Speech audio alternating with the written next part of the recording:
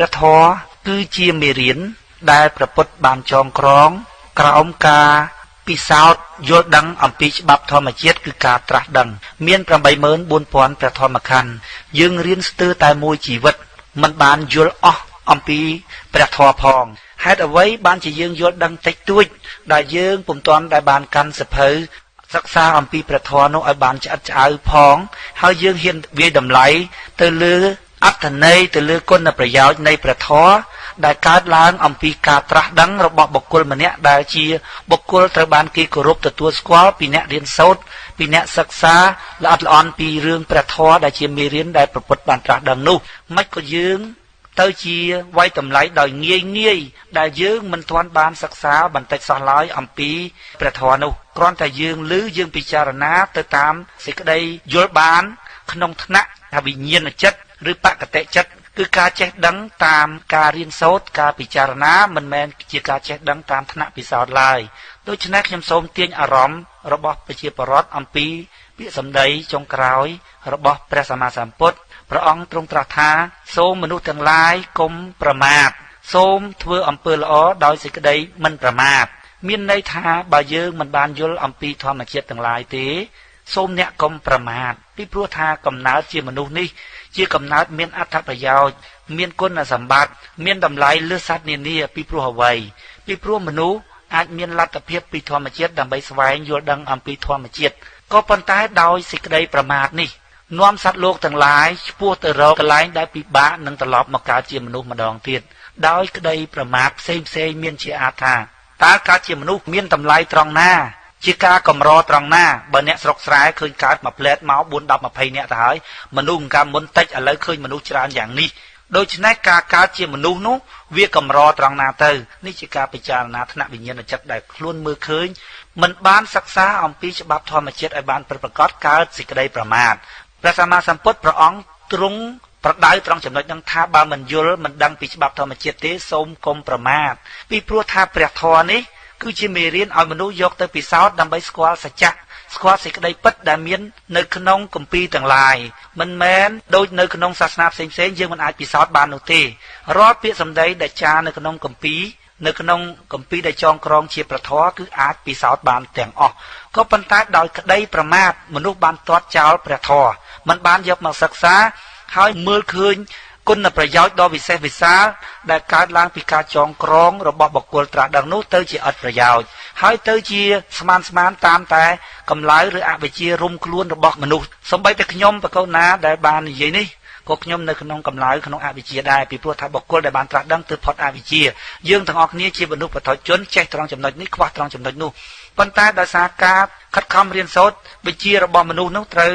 បានចេះដឹងច្រើនផ្សេងគ្នាខ្ញុំលើកឧទាហរណ៍ថាចំណុចអវិជ្ជានៅឯអ្នកលឿងចំណុចដែលត្រាស់ដឹងនៅវត្តភ្នំ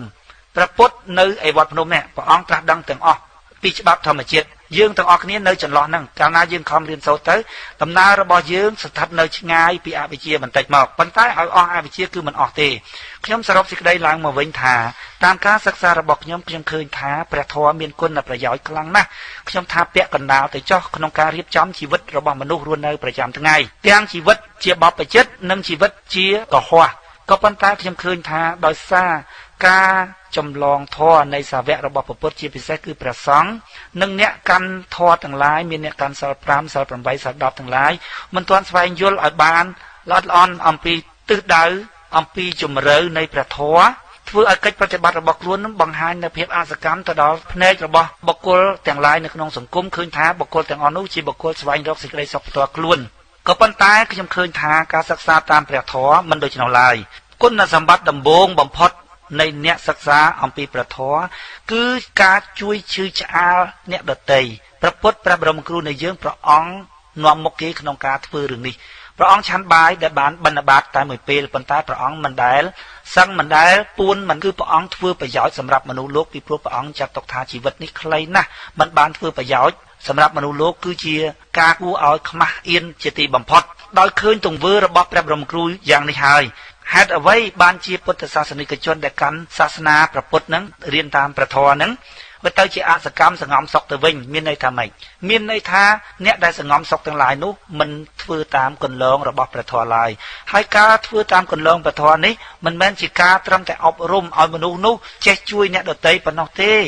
គឺជាដំណើររស់នៅឲ្យស្របជាមួយនឹងច្បាប់ធម្មជាតិពាក្យថារស់នៅស្របនឹងច្បាប់នឹងធម្មជាតិនេះយើងអាចនិយាយថាត្រូវធ្វើខាងត្រូវពាក្យថាត្រូវហ្នឹងគឺមានបង្កប់នៃប្រយោជន៍ហើយនឹងសុខនៅក្នុងនឹងឯពពោះសុខក៏ជាប្រយោជន៍ក៏ជាសេចក្តីសុខដូច្នេះដំណើរត្រូវគឺព្រះធម៌នឹងឯងជាអ្នកប្រាប់ផ្លូវបើប្រាប់ផ្លូវត្រូវហើយចុះហេតុអ្វីបានជាយើងទាត់ចោលគុណប្រយោជន៍នៃព្រះធម៌នៅក្នុងជីវិតរស់នៅប្រចាំថ្ងៃលក្ខណៈច្នៃប្រឌិតរបស់មនុស្សដែលកើតពីកំណើតមកជាប់ជាមួយមនុស្សនឹងខុសពីសត្វដទៃត្រង់មនុស្សចេះច្នៃប្រឌិតចំណុចមួយពិសេសលើសត្វដទៃក៏ប៉ុន្តែដោយសារការច្នៃប្រឌិតរបស់មនុស្សខ្វះព្រះធម៌មិនដឹងរឿងត្រូវយ៉ាងណានេះហើយទើបពិភពលោកក៏បានរលាយដោយស្នាដៃមនុស្សដែរយើងបិទនៃសម័យមើលថាបើសិនណាជាមនុស្សស្លាប់អស់លីងទៅហើយដំណើររបស់សត្វដេរឆានទាំងឡាយមានគោមានក្របីជ្រូកមាន់ទាសត្វនៅក្នុងព្រៃទាំងឡាយតើពួកអស់នឹងពួកសត្វដេរឆានទាំងអស់នឹងបានបំផ្លាញលោកឬទេជីវិតនឹងត្រូវស្រស់បំព្រងធម្មជាតិទាំងអស់នឹងត្រូវស្រស់បំព្រងដោយសារសត្វទាំងអស់នោះប៉ុន្តែមនុស្សបានអួតថាខ្លួនគេជាអ្នកមានប្រាជ្ញាលើសត្វទាំងពួងទាំងឡាយដោយគេមានលក្ខណៈជាអ្នកកែច្នៃគឺមានប្រាជ្ញាក៏ប៉ុន្តែដោយសារពួកអស់នឹងមិនស្គាល់អំពីដំណើររបស់ធម្មជាតិនឹងការកែច្នៃរបស់គេវាមានគុណវិបត្តិចំពោះដំណើររស់នៅផងគ្នាមិនត្រឹមតែជីវិតរបស់មនុស្សលោកដូចគ្នាទេជីវិតសត្វដែលចាំដែលគ្នាគ្មានដឹងអីហ្នឹងក៏រលាយទៅជាមួយនឹងបញ្ញាដែលមនុស្សអួតនឹងដែរដោយសារអ្វីដោយសារមនុស្សមិនសិក្សាអំពីព្រះធម៌ដែលជាច្បាប់ធម្មជាតិដែលព្រះពុទ្ធបានត្រាស់ដឹងសូមអរគុណ